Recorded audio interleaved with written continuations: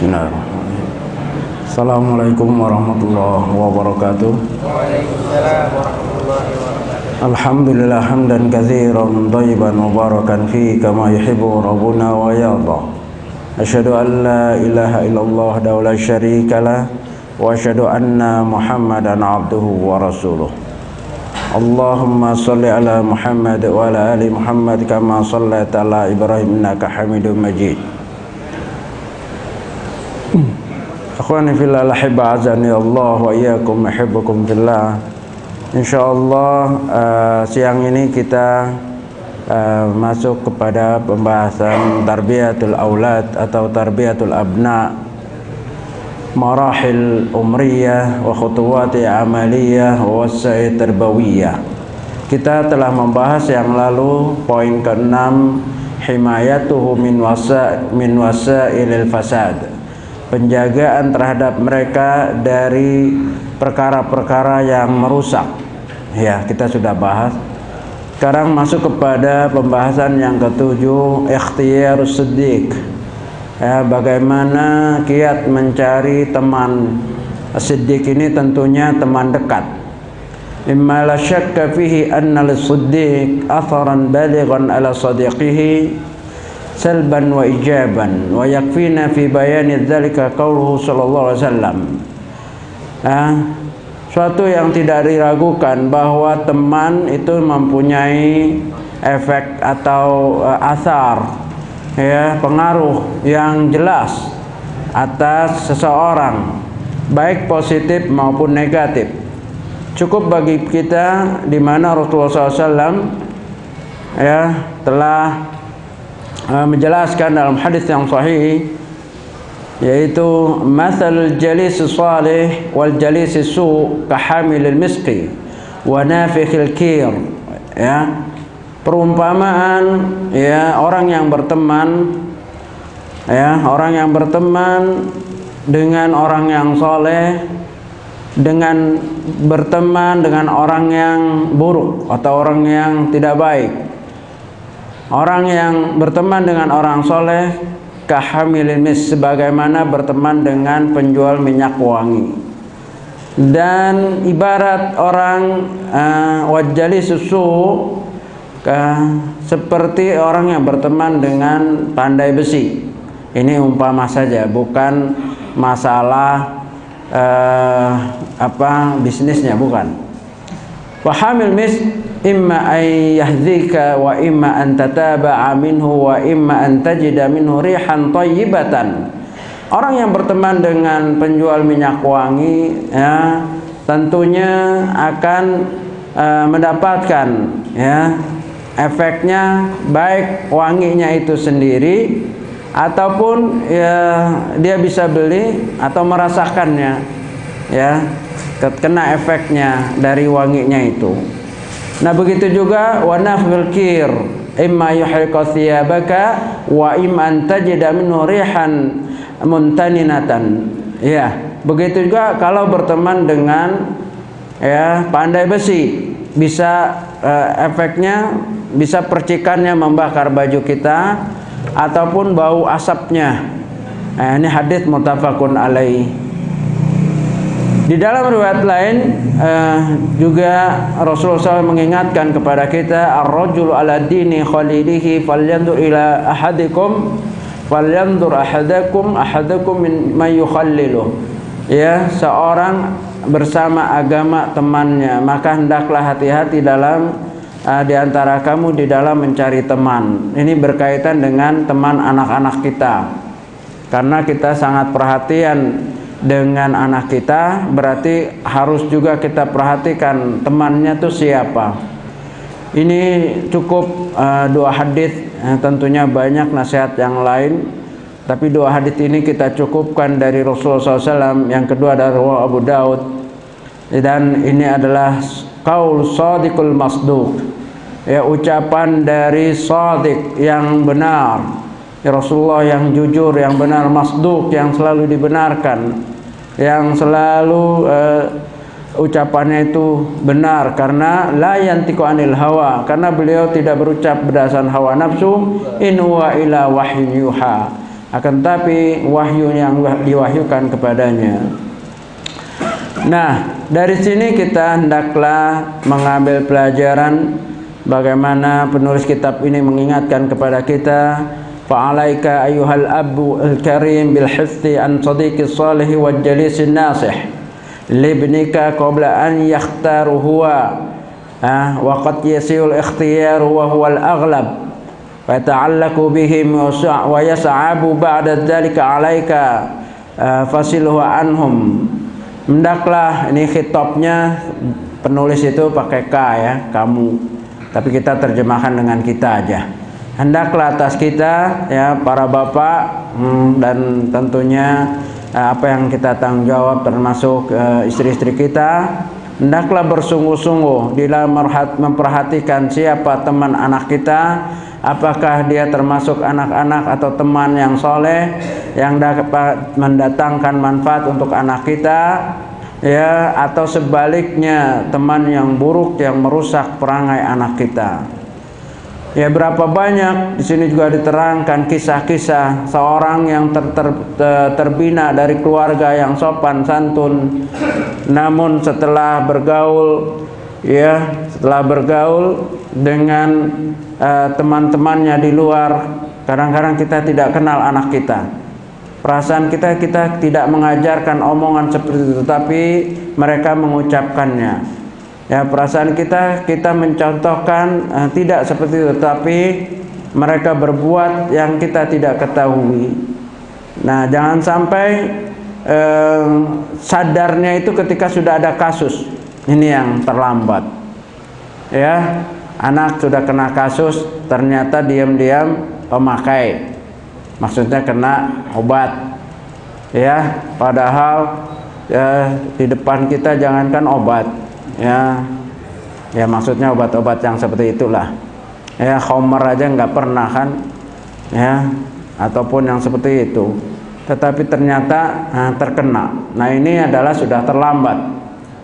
Maka apa yang harus diambil atau tindakan apa seorang bapak di dalam perkembangan anaknya, ya, karena pembahasan ini bukan untuk marhalah yang masih kecil, masih di bawah pembinaan kita. Ini sudah belasan tahun kan, ya. Tentunya kasus-kasus yang berlaku juga lebih menyeramkan lagi, ya. Jangan anggap anak SD misalkan bebas keluar dan aman, temannya siapa, itu juga perlu. Ya, dari SD, SMP, apalagi sudah SMA. Ya, maka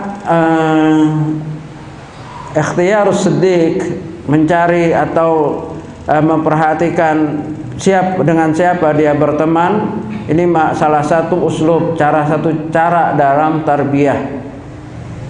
Ya. Nah, teman ada dua, biasa yang dia dapatkan di sekolah dan ada juga yang di lingkungan rumahnya. Ya, tinggal kita lihat mana yang dijadikan oleh anak kita ini teman dekatnya. Dan biasa teman dekat ini lebih dominan dari teman-teman yang lain. Bukan berarti mereka tidak boleh bergaul, tidak mungkin, karena fitrah, tabiat manusia ya biasa, ya, saling mengenal, itu nggak bisa dilarang. Ya. Yang bagus adalah di sini ada kiat-kiat bagaimana mengenal temannya, boleh.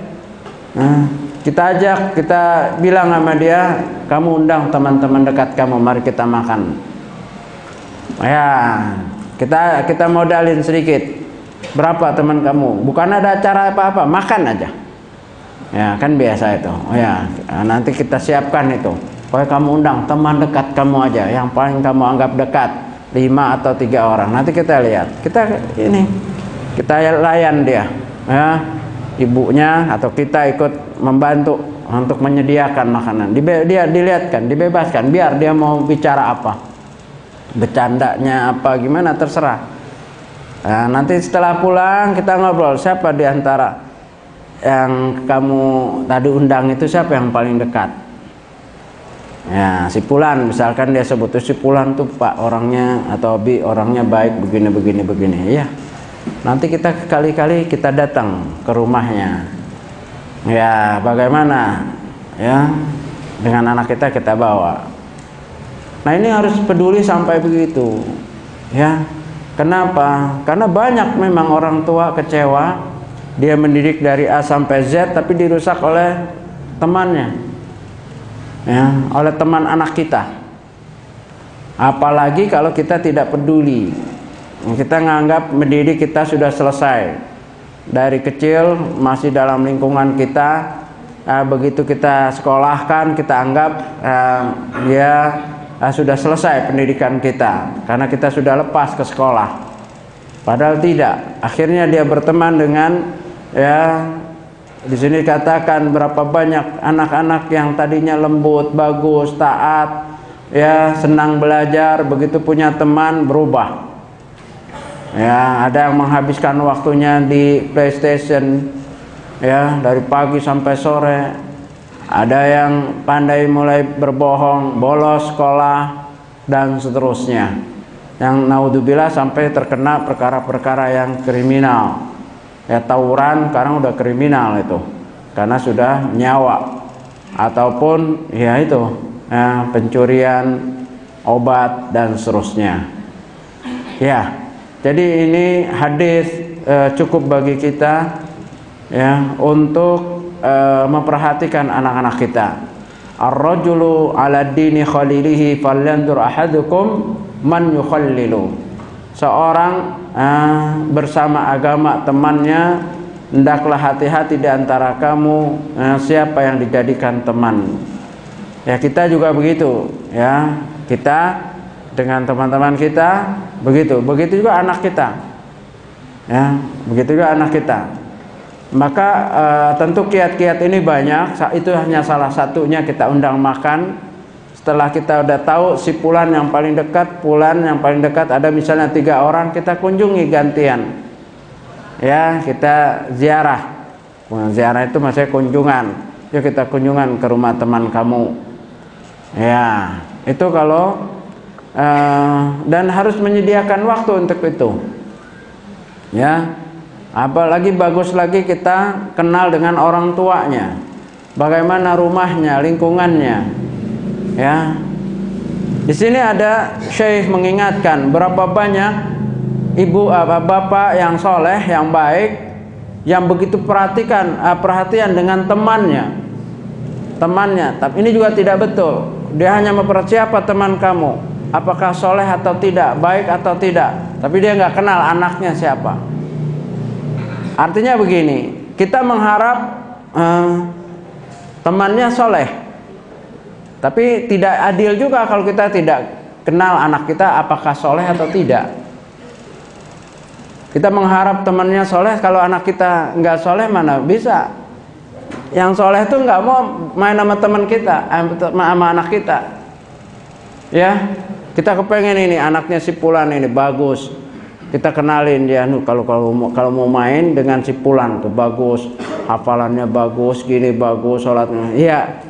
Tapi kita nggak kenal anak kita, ya, dia juga nggak mau, dia juga nggak mau rusak dari anak kita. Jadi kenal dulu anak kita ini siapa, soleh atau tidak. Makanya urutan mencari temannya urutan keberapa setelah kita mengenal anak kita. Jangan juga tidak adil, yaitu memperhatikan temannya siapa-siapa tapi kita tidak kenal anak kita. Ya, memang bagus ikhtiar agar anak kita tertulari kesolehan anak orang lain. Bisa, ya, itu salah satu cara untuk terapi. Kalau kita nggak bisa langsung mendidik anak kita, ya, kita mencarikan temannya yang baik melalui jalur temannya. Mudah-mudahan dia berubah dengan syarat, ya, dominan mana. Apakah dominan anak kita atau temannya itu yang soleh? Kalau lebih dominan anak kita, anak itu nanti yang rusak. Maka la dharra wa la dirara. Jangan juga merusak diri kita, jangan merusak orang lain. Kita kepengen anak kita soleh, tapi anak kita lebih dominan kejahatannya atau kriminalnya lah. Ya, akhirnya anak yang soleh jadi rusak. Ini nggak boleh. Jadi urutan pertamanya apa? Kita kenal anak kita dulu. Nah, baru kita perhatian. Sebaiknya kamu berteman dengan si fulan atau si fulana kalau itu wanita. Nah, ini adil. Nah, oleh sebab itu kenalilah kita anak kita dulu, baru bagaimana dia mencari teman. Ya, kita bisa bicara secara garis besar. Setelah tadi kita undang, misalkan ada 3. Kenapa kamu senang dekat dengan si A? Oh, si A begini, begini, pintar anaknya, begini. Oke, itu poin bagus. Terus kenapa si B? Bicara kita. Ya, oh, si B begini, itu poin. Ya. Nah, misalkan si C gimana kamu senang? Oh, si C berani, Pak, anaknya. Saya senang sama dia. Ya, apa maksudnya berani? Iya, dia kalau mau mencuri mah mencuri aja. Waduh. Ini gawat ini, ya. Kalau mau ngambil, kalau mau minta sama temennya, dia minta aja, nggak pernah siapa, apa gitu. Ini agak negatif, keberanian yang negatif. Ya, suka malak lah istilahnya kan. Nah ini harus diinikan. Nah, kita di situ masuk nasihat. Ya, itu bagus, berteman tuh bagus, tapi kamu pilih-pilih. Kalau dia yang malak, kamu yang ketangkap gimana? Ya. Kamu kan nggak pernah malakin orang, tapi kamu bersama sama dengan dia yang memalak teman yang lain dari gang lain, dari sekolah lain. Lihat yang lain, lihat kamu bersama dia, nanti dia sih berani, kamu kasih gitu, jangan langsung gak boleh, kasih apa istilahnya yang logik dulu, baru nanti hadisnya. Hadis ini nanti terakhir. Ini hadis untuk kita, jangan langsung keluar hadis. Anak-anak segitu kayaknya nggak betah dengar hadis itu ya. Ya, dalil-dalil itu untuk kita sederhanakan. Ya, nanti kalau udah ini, karena Nabi itu pernah menyatakan seperti ini, ya gitu ya. Jadi kasih jembatan dulu resiko. Biasanya anak kalau digambarkan resiko itu biasanya takut. Ada itu yang di sana ada kejadian di TV, misalnya orang bapak menceritakan misalkan kejadian ada anak baik ternyata masuk penjara juga karena teman yang buat jahat, dan dia bersama, walaupun setelah proses dikeluarkan karena tidak ada bukti, tapi proses itu berat, nama kamu tercemar, ya. Nah begitu. Nah ini harus kita harus peduli, ya, karena itu anak kita, ya kan. Dan tentunya tadi prinsip harus kita pegang dari hadis yang sahih, dari 2 hadis itu. Adapun penerapannya masing-masing kita berbeda karena kadar anak kita juga berbeda, tapi prinsipnya sama. Bagaimana agar anak kita dengan kadar apa saja dia berteman dengan yang positif. Ya, kalau kita tahu anak kita yang bandel lah, ya, yang susah diatur, suka ini, itu lebih bagus memang kita minta bantuan dengan anak yang baik. Jadi yang tadi diundang ada satu, misalkan si A, kita perhatikan dia lebih baik dari anak kita. Kita minta bantuan, kamu mau nggak ini? Kita undang, kita kasih pengertian, tolong ajak kalau kamu sholat 5 waktu ajak kayak anak saya ya. Karena kalau saya yang suruh susah. Tapi kalau kamu kan temannya, tapi jangan di depan dia. Ya, kita kunjungi orang tuanya, minta bantuan untuk anaknya agar mengajak anak kita. Nah, itu bisa. Kadang-kadang teman itu tadi kita suruh nggak berangkat, begitu teman yang ngajak berangkat ya. Kan begitu. Jangan ngotot kita mau maksa dia berangkat.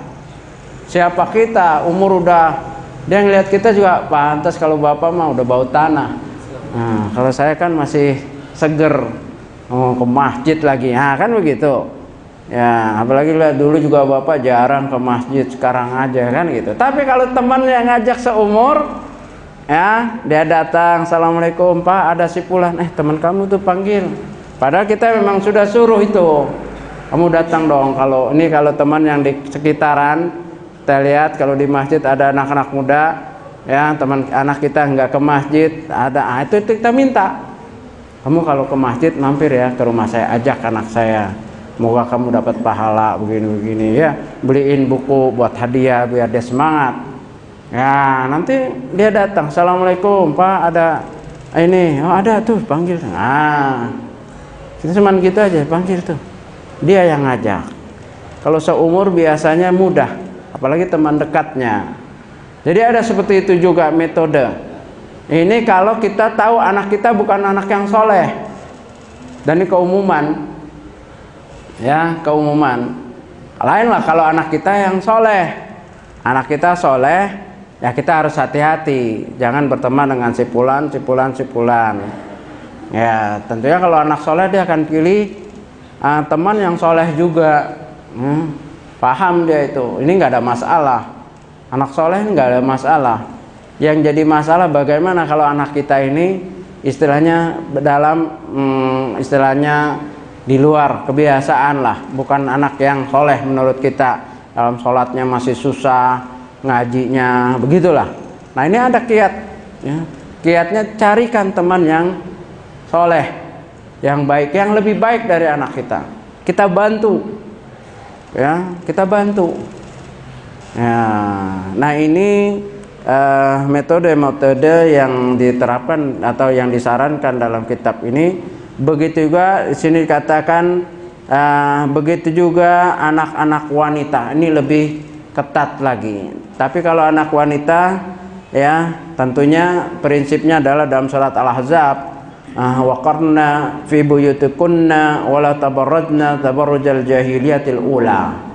Ya, dia anak wanita itu lebih harus banyak di rumah, ya begitu, dan nggak boleh tabarruj, menampakkan perhiasan sebagaimana orang-orang jahiliyah yang terdahulu. Itu lebih ini lagi tentunya, ya lebih baik temannya yang datang. Ya saya punya anak yang wanita 3, laki 4. Yang wanita ini udah dewasa. Kalau waktu sekolah di umum, sekolah Tsanawiyah, kan ada belajar bersama. Kita lebih baik belajar bersama di rumah kita. Kita modalin, ya. Kamu kalau belajar di tempat ini makannya apa? Kan kepengennya dia pergi tuh. Kalau ada belajar bersama kan gitu, anaknya. Ya makannya ini nih, bapak bikin yang buat lebih bagus. Tapi mau nggak teman-temannya di rumah kita? Nah nanti kalau kita buat yang bagus, nanti kalau ada belajar bersama, temennya minta di rumah anak kita. Ya begitu, pengorbanan lah sedikit, jangan terlalu hemat. Modal. Nah, temennya sendiri kalau belajar enakan di rumah anak saya namanya Nadia, enakan di rumah nih lengkap. Nggak apa-apa, modal sedikit. Ya. Ibunya masakin, kita beliin ini. Temennya yang seneng. Anak kita senengnya keluar. Wah di sana pak belajar. Karena kita ini kan, dia nggak tahu maksud kita itu. Supaya dia nggak mau keluar, supaya temen yang minta. Jadi begitu belajar bersama, ya sekarang seringnya di rumah saya, ya karena temennya happy. Enak kalau di rumah ini lengkap, ada ini ya, supaya anak kita nggak keluar. Ya terus kalau kan ada tahun liburan itu, pergi sampai ke Jogja, boleh dengan syarat Abi ikut. Wah susah masa Abi ikut ya. Iya nanti Abi yang ngomong sama gurunya, udah kalau pakai ngomong gaul nggak usah ikut dah kita. Ya udah, ya anak perempuan masa ke Jogja sendiri sama teman-temannya, kan nggak benar. Itu kan udah safar dan dia udah dewasa. Ya boleh, jangan dilarang dulu, boleh insyaallah kita ke Jogja ya, tapi Abi ikut, Umi ikut, temani kamu lah. Wah nggak bisa, ini kan acara anak-anak, perpisahan. Ya kalau nggak bisa, ya nanti Abi ngomong sama kepala, akhirnya nggak jadi. Katanya ribet. Ya kita ganti, kita jalan-jalan kemana, kunjungi teman-temannya itu, mau lulus kan, berapa temannya yang dekat aja kita kunjungi, terus kita ajak, dianya kita gantilah untuk jalan-jalan di mana, sekeluarga saja. Jadi begitu, ada solusi. Nggak bisa langsung Al-Quran hadis, Al-Quran hadis. Ya akhirnya dia nanti munafik. Dengan kita kayaknya solehah atau soleh, tapi di luar ya lain lagi. Nah, kita Al-Quran hadis ini untuk kita aja, aplikasinya sesuai dengan kemampuan dia mencerna. Ya begitu. Saya rasa mungkin dalam bentuk tanya jawab ya. Silahkan, waktunya sempit ini. Mungkin ada yang soalan ya, yang berkaitan dengan kiat-kiat bagaimana mencarikan teman yang syaratnya itu ya, kita kenal anak kita dulu. Ya, silakan Pak. Ustaz, Ya. tadi kan bagaimana mencarikan teman, khususnya perempuan. Ya. Ditekankan perempuan. Ya. Bagaimana kalau temannya teman spesial? Gimana Ustaz? Oh ya, girlfriend, boyfriend gitu ya. Ini. Iya, apalagi dia tahu kita dulunya juga pacaran gitu kan. Nah, bapak ibu kan dulunya pacaran 10 tahun lagi, masya Allah. Nah, iya. Ini memang dalam beberapa kasus kita harus jujur. Jangan kita ini sok suci. Kamu jangan pacaran, kok haram. Dia lihat bapak dulu pernah cerita sama ibu, katanya kemana 5 tahun. Hasilnya nih saya, ya kan gitu. Ya ingat, kalau kita pernah, ini ada dua kondisinya. Kalau kita pernah, kita ngaku dosa selain kepada Allah, ngaku dia dengan anak kita itu. Bapak dulu jahil, belum ngaji, enggak seperti kamu. Bapak saya nggak pernah negor dulu, kakek kamu maksudnya. Nah, dibebaskan begitu saja. Ya karena kakek membebaskan, bapak juga nggak ngaji, nggak ada yang nasihati. Hasilnya bapak memang dulu pacaran sampai 5 tahun. Tapi itu ternyata nggak boleh dalam Islam. Kamu jangan mengulang kesalahan-kesalahan. Bapak udah tobat, ya begitu, nangis kalau bisa di depan anak. Ya, nah kalau kamu nih, bapak sudah ngaji, sudah kasih penjelasan, ini ayatnya, ini haditsnya, ini. Jangan mengulang kesalahan. Orang Islam tidak boleh terjerumus dalam satu lubang 2 kali. Jangan kesalahan bapak kamu ulangi lagi. Nah, itu masa jahiliyah. Ya, kalau bapak kamu paham, ya udah ngaji nih, bapaknya udah ngaji. Ya, begitu. Umi kamu paham atau ibu kamu paham, nggak boleh. Ya, nah jadi begitu. Dan terutama kalau wanita bilang itu ya yang ada hanya kerugian. Bayangkan kalau wanita pacaran, ya diterangkanlah. Ya, kalau jadi alhamdulillah. Kalau tidak berarti kan ada bekas. Ya, mantan. Sejauh mana mantannya? Nah itu bahaya. Itu sangat berkesan. Jadi jangan kasih kisah-kisah yang kita dapat baca hasil bahayanya dari pacaran ke pacaran, dan tidak ada pacaran yang islami. Nggak ada. Kenapa? Satu, para sahabat nggak ada yang pacaran. Kedua, nggak mungkin seorang pacaran nggak saling melihat. Padahal di dalam Al-Quran kita diperintah untuk menundukkan pandangan, baik laki maupun perempuan. Terus tidak ada yang namanya sentuhan, tidak sentuhan yang pacaran. Ya walaupun ini gandengan, ya naik motor masa nggak sentuhan, apalagi banyak gajlukan. Ya nggak mungkin itu. Ya. Nah, padahal dalam hadis dikatakan lebih baik dicos dengan besi panas daripada menyentuh kulit wanita yang bukan mahram. Nah, satu, pandangan, sentuhan, terus khalwat berdua. Ya, berduaan ini nggak boleh la yakhlu, tidaklah seorang lelaki dan wanita berdua kecuali watsalisu syaitan, yang ketiganya adalah syaitan. Ya, yang ketiganya adalah syaitan. Oh enggak, kita Pak sama teman satu lagi, tiga-tiganya itu syaitan. Ya, yang temannya kagak bisa negor, ya, malah dikasih di video lagi. Ya, kan bahaya itu. Jadi seperti itulah. Ya, kasih keterangan enggak ada yang namanya, dan itu merugikan. Ya, makanan yang mahal, makanan yang apa, itu yang masih terbungkus. Coba beli durian. Ada orang mau yang sudah dicolek-colek itu.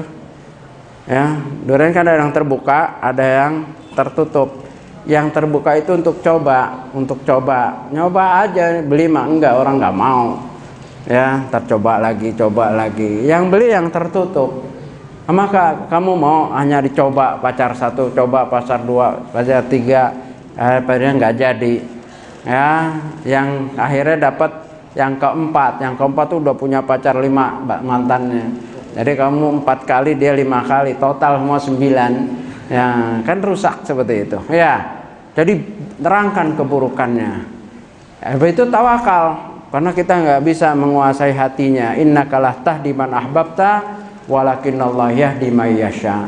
Yang penting adalah keterbukaan dan jangan kita bohong, jangan kita sok suci, seolah-olah kita nggak pernah melakukan atau istilahnya menjalani remaja seperti itu. Toto udah begini, enggak. Karena dia mungkin pernah dengar cerita kita, baca, lihat juga fotonya, mungkin foto-foto zaman dulu. Ya, nah ini jangan dipungkiri. Cuman kita harus bentuk taubatan nasuha.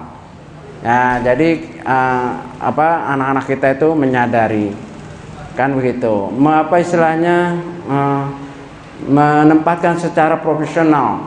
Oh iya, dahulu bapak ibu nggak ngaji karena jadi begitu. Kalau saya ini udah ngaji, udah ini, bapak ibu juga udah baik, maka dia mau berubah insya Allah. Dan jangan lupa terus berdoa, ya, berdoa setiap malam, nangis di hadapan Allah untuk anak-anak kita. Ya, wallahu alam. Cukup ya, subhanallahi wa bihamdika asyhadu an la ilaha illa anta. Assalamualaikum warahmatullahi wabarakatuh. Assalamualaikum warahmatullahi wabarakatuh.